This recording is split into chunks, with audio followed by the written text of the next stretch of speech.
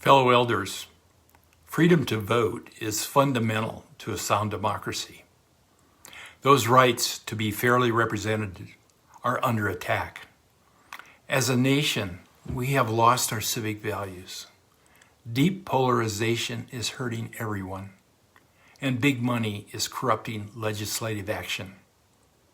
Recognizing these threats, we launched Elders for Sound Democracy in January 2021, building on the experience we gained during the 2020 election campaign.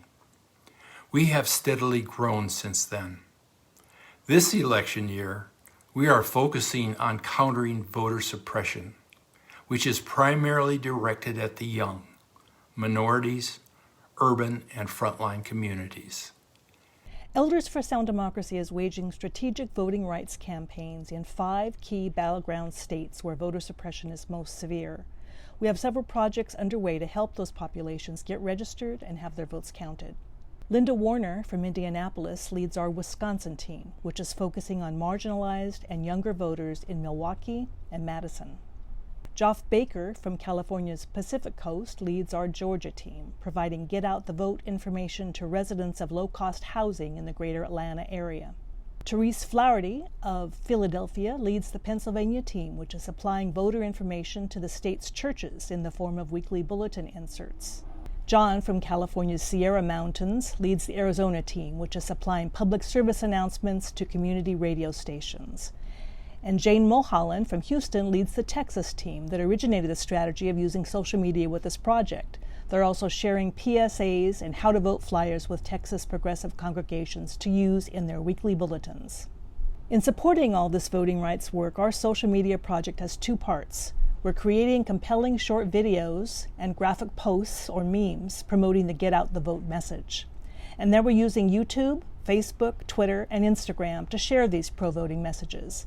Some communicate vital instructions on how to register and vote, sharing national resources and hotlines. Others focus on rules for specific states, such as these 2 targeted at Texas. And others focus on the various reasons this election is so important to us elders, our democracy, and our planet. Here's one about voting to protect women's rights, and the one on the right is about voting to save our environment. We've also been making selfie videos to remind people of all the reasons voting in this election is so crucial.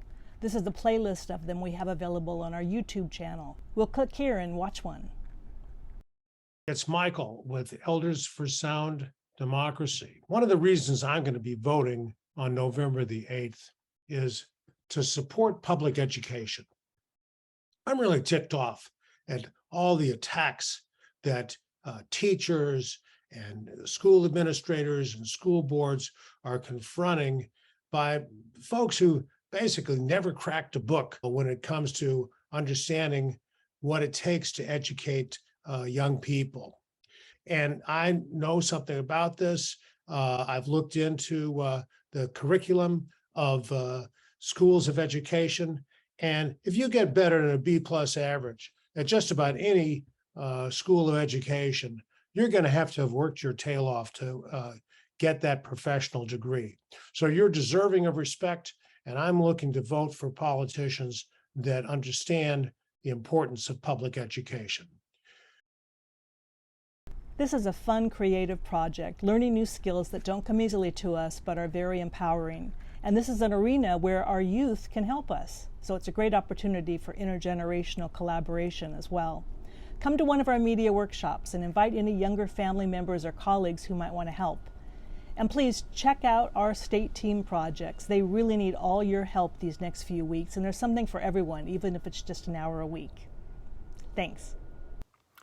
Last year, at this gathering, the activist poet Drew Dillinger asked us questions, 2 of which were, did you fill the streets with protest when democracy was stolen?